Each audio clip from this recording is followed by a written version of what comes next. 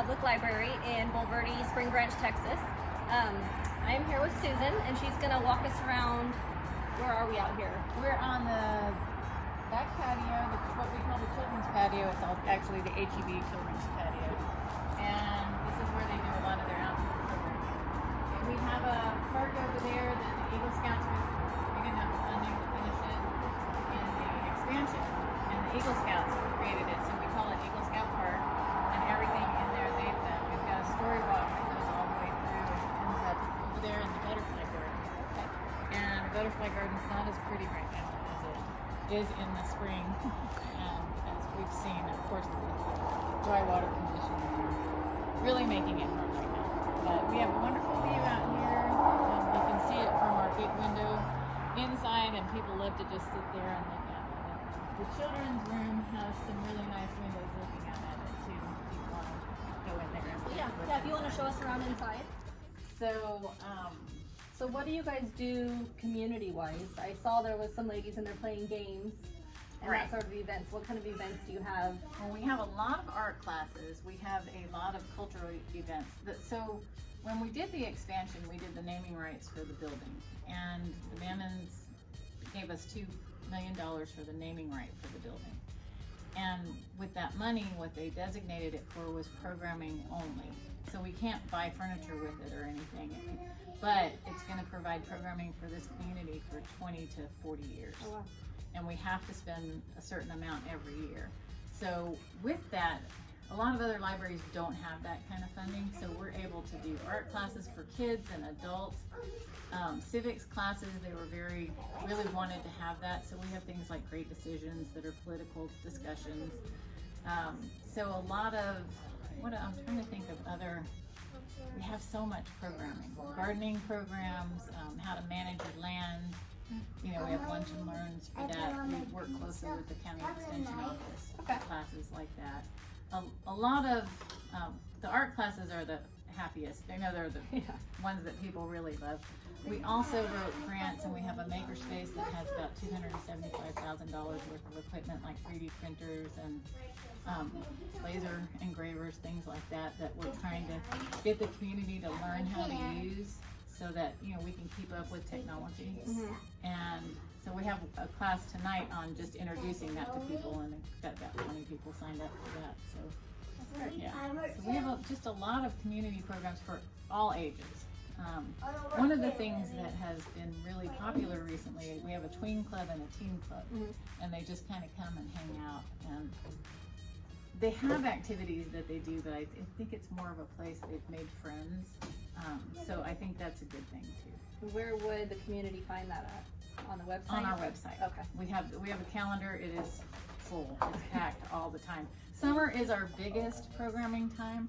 So in August we kind of calm down, but if you look now, from September through December, it's filled with programs. So what's the website? mfplibrary.org. Okay. So yeah.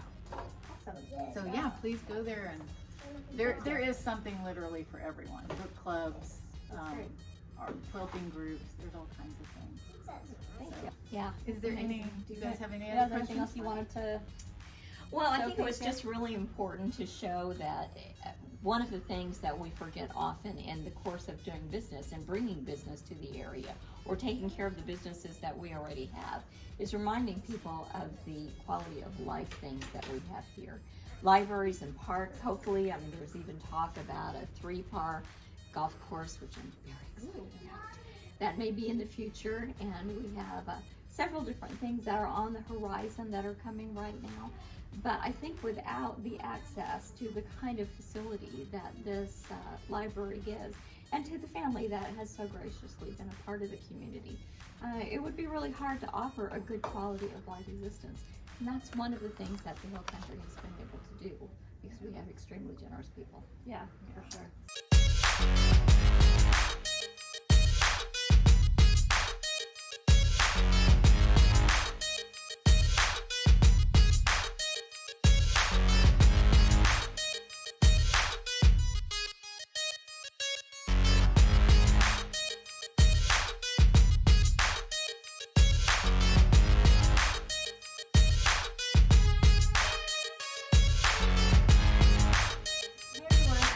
Knox, your Hill Country Realtor and also a host on American Dream TV.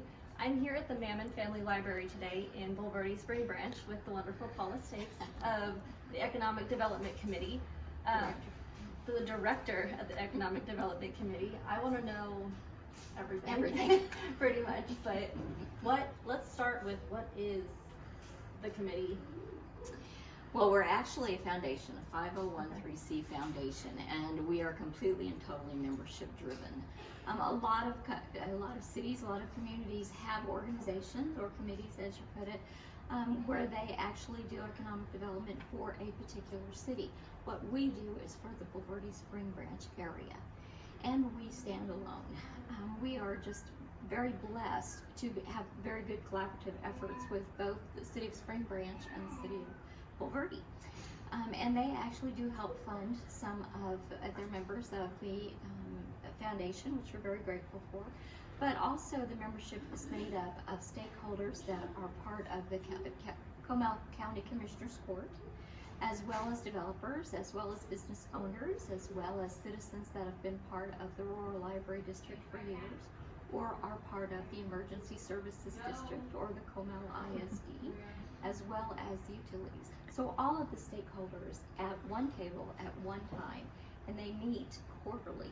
And through that meeting, we are able to help strategize for the growth that takes place so that we don't get surprised by it. Can anyone join Absolutely. the economic development? Anyone can join. Primarily it benefits businesses. Okay. Whether you're a mom and pop business, we have memberships that are from 250 all the way up to 10,000. So, and really the difference between that is how many people you're able to have on the board that are voting members. So if you're a mom and pop and you have 5 or under employees and you pay for that first level of membership, then you have a voting seat on our board. If you are a higher membership level and you put more into it for that higher cost, then you can have up to 2 or 3 people on the board. Okay. Only one of those would end up being a voting member. Okay. So it kind of keeps it level that way. So I joined the board. Yes, you did. Yes, What you did. am I voting for? When we have organizations that come into the area, you would be looking at the budget for the Economic Development Foundation to help that company. We're not talking about incentivizing businesses. We're not talking about going out and recruiting businesses. Businesses, because of our wonderful quality of life out here, businesses typically come to us. What we do as the EDF is we help them strategize the best location. We help them meet the people that are going to affect where and how that business is located, or whether or not they're able to be within city limits, outside of city limits, how we can help them pull that business together that makes it a welcome receiving end for all of us as members and citizens of the Bulverde Spring Branch area.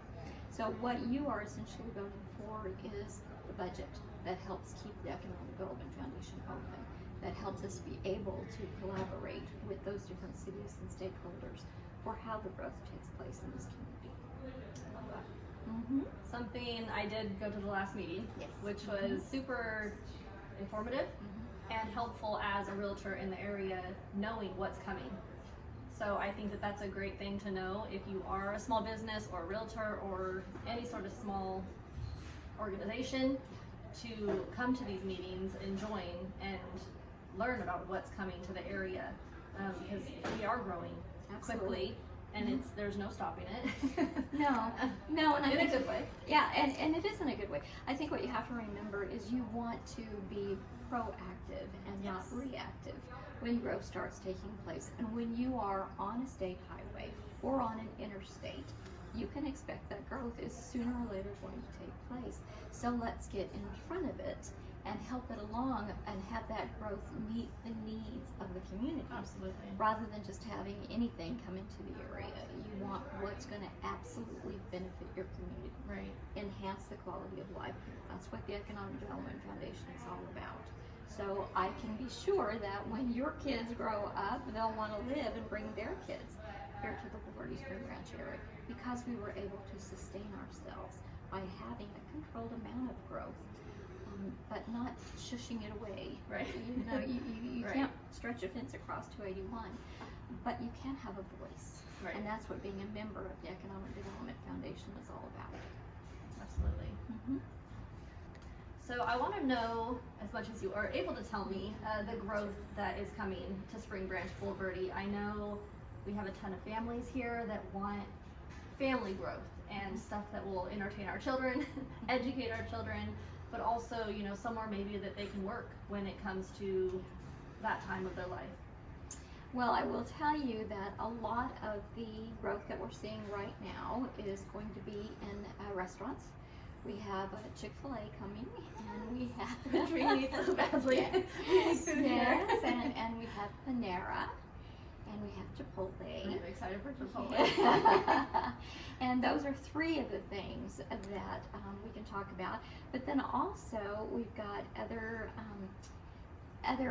organizations and businesses coming to the area that we can't release names yet, but we know that they're coming because most of the pads in our Singing Hills development have already been spoken for. Now, the only problem we have is that we live in an area where a lot of kids don't have to work. Right. So we have a problem with a lot of employees. Mm-hmm. We need a lot of employees. In fact, just for a Whataburger, it takes 75 employees to keep a Whataburger open. So we need housing that suits first-time families. Now, that's not to say housing that isn't acceptable in our community, but housing that is reasonable for starting families. Right. We would also love to have a community college. That would take care of a lot of the employee problems. But interestingly enough, the Hill Country is outside of any community college district that San Antonio has. That's a good and that's a bad. How can we get a community college here? You know, the way that we could get a community college is for somebody to donate land.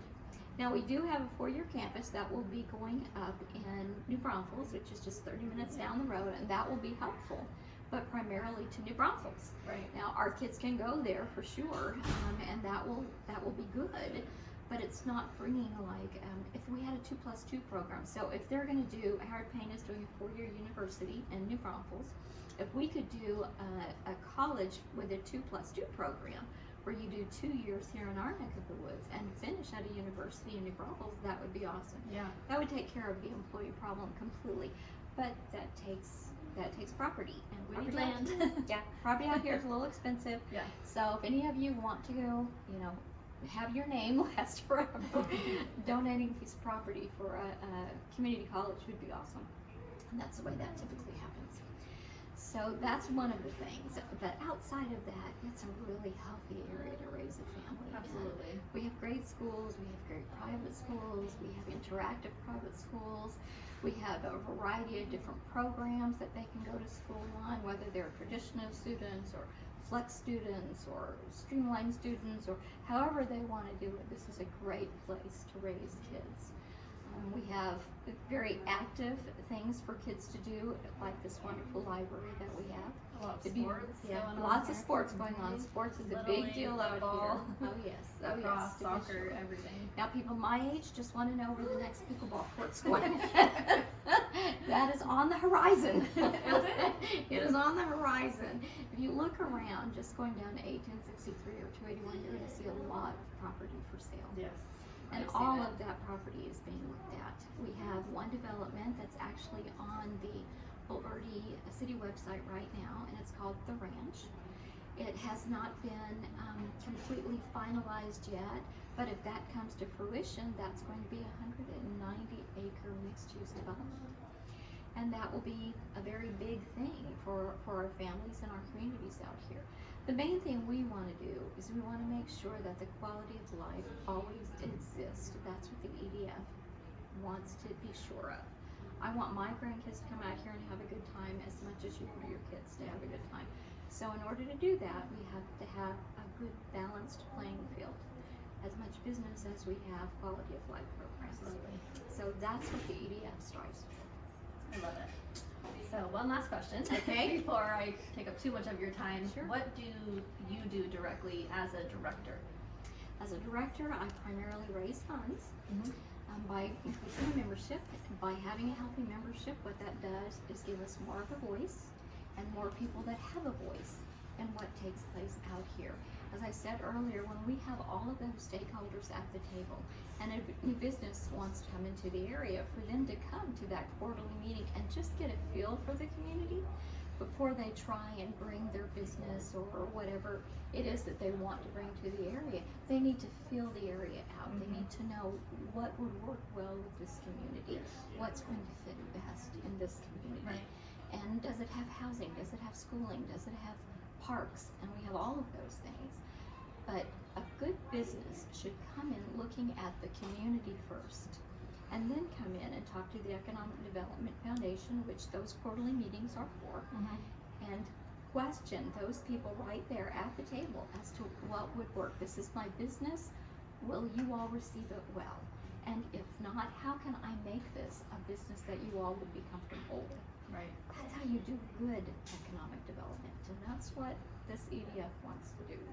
So I assist with that, I strategize with that, I collaborate with the businesses and the communities, and I live here, so I don't want to be You know what you want. upset. Yeah. I don't want to be upset when I go to the HEB. I want everybody to say this is a great area because it really caters to the families and the communities that have been built up around it. Absolutely. Thank you so much. You are and I just love more what you're than doing welcome. here, and I love Thank meeting you. with you Thanks. on I our little appreciate meetings we keep having. Yes, And we do. thank you for keeping us informed and knowing what's going on in the community. Yeah. We're all neighbors. We just want to do it together. Thank you so much. All right. Thank you. All right. Oh, it's a music garden. Oh, this is cute.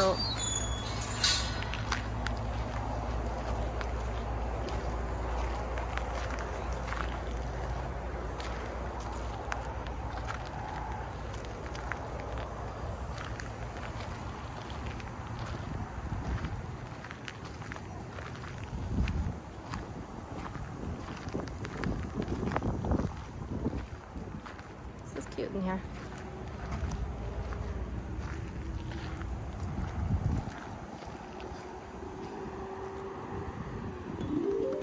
That's neat. Let me turn this way.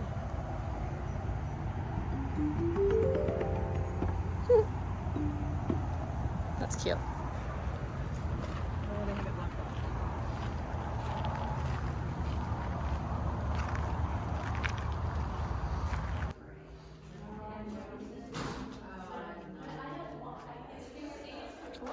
People on the wall.